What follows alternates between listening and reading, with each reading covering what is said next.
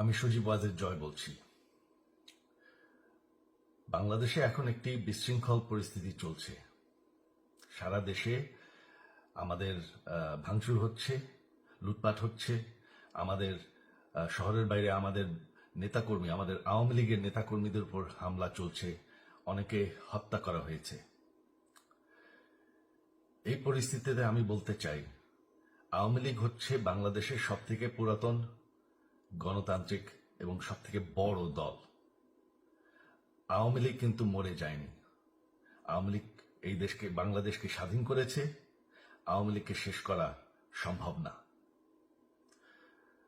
আমরা বলেছিলাম যে আমার পরিবার আর রাজনীতি করবে না, তবে আমাদের নেতাকর্মীর উপর যেভাবে হামলা হচ্ছে, এই পরিস্থিতিতে আমরা হাল ছেড়ে দিতে পারি না।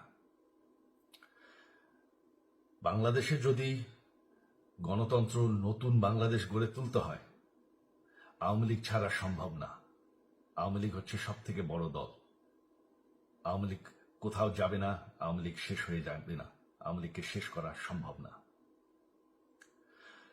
আওয়ামী লীগের নেতাকর্মীদের আমি সবাইকে আহ্বান জানাচ্ছি যে আপনারা সাহস নিয়ে দাঁড়ান। আপনারা একা না, আমরা আছি। বঙ্গবন্ধুর পরিবার কোথাও যায়নি, আমরা আপনাদের সাথে আছি। দেশকে, আমাদের নেতাকর্মীদেরকে, আওয়ামী লীগকে রক্ষা করার জন্য যা প্রয়োজন আমরা করতে প্রস্তুত।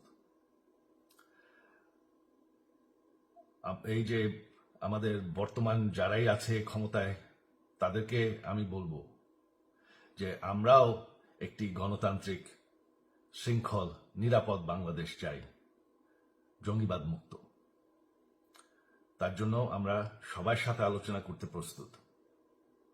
শুধুমাত্র তারা যদি জঙ্গিবাদ এবং ভায়োলেন্স বাদ দেয়। শেখ হাসিনা মরে যাননি, আমরা কোথাও যাইনি। বাংলাদেশ আওয়ামী লীগ ছাড়া গণতন্ত্র, নির্বাচন সম্ভব না। এই বলে আমি আমার কথা শেষ করছি। জয় বাংলা।